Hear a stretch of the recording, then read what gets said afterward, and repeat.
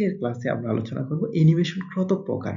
মূলত আমরা যদি অ্যানিমেশন চিন্তা করি 3D animation, 2D animation, stop motion animation, এই ৩ টা অ্যানিমেশন মূল অ্যানিমেশন এবং অন্যান্য প্রকারগুলোর মধ্যে আছে traditional animation, motion graphics, motion capture এগুলো আছে। এর মধ্যে 2 ডাইমেনশনাল যে অ্যানিমেশন গুলো আছে সেই 2 ডাইমেনশনাল অ্যানিমেশন বলতে বোঝাচ্ছে যে অ্যানিমেশনে দৈর্ঘ্য আছে, প্রস্থ আছে কিন্তু তার কোনো উচ্চতা বা গভীরতা নাই। মানে ৩ টা দিক নাই। আমরা যখন পড়েছি যে জ্যামিতিতে x অক্ষ, y অক্ষ এবং z অক্ষ। এখানে x অক্ষ এবং y অক্ষ আছে কিন্তু কোনো z অক্ষ নাই, তা হলো 2 ডাইমেনশনাল। কম্পিউটার ভেক্টর দিয়ে যে গ্রাফিক্স বা চরিত্র বানায়, যে অংশগুলো নানান হয়, সাধারণত আমরা যদি দেখি যে আমার একটি স্থির চিত্র, সেই চিত্রটা হচ্ছে 2D। এই যে আমার শুধু চেহারা দেখতে পাচ্ছেন, আমার পিছনের অংশ আপনারা দেখতে পাচ্ছেন না।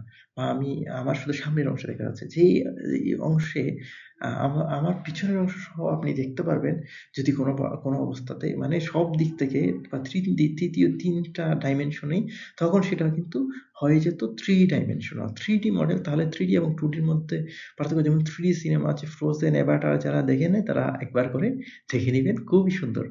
স্টপ মোশন অ্যানিমেশন আছে। বাস্তব বস্তু ব্যবহার করে ছবি তুলে অ্যানিমেশন তৈরি করা হয়। যেমন বস্তুকে একটু একটু করে সরিয়ে যদি কোনো একটা অনেকগুলো ছবি তৈরি করে সেই ছবিগুলোকে যুক্ত করে একটা ভিডিও তৈরি করা হয়, তখন তাকে বলে stop motion animation.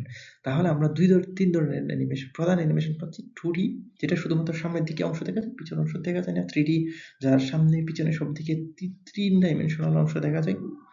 Stop motion হচ্ছে একটা ছবি পরপর অনেকগুলো ছবি যখন আমরা তুলে একটা ভিডিও বানানো হয় এবং মূলত একটা গতি দেওয়া হয় বা একটা মোশন দেওয়া হয়। আমরা তো বলেছি অ্যানিমেশন হচ্ছে illusion of motion. Traditional animation হচ্ছে হাতে একটা ফ্রেম আঁকা হয়। যেমন ১০ থেকে ১২ টা আমরা যদি দেখি, একজন লোক হাঁটতেছে, একবার পাটা সামনে দিচ্ছে, আবার পাটা আনতেছে, আবার দ্বিতীয় পাটা সামনে দিচ্ছে, এভাবে বিষয়টা।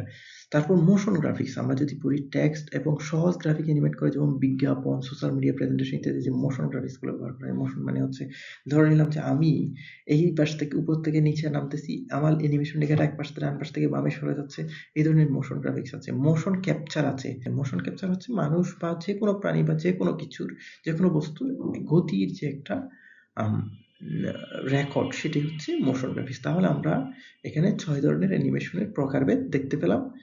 আপনারা আশা করি সবাই বুঝতে পারছেন। ধন্যবাদ।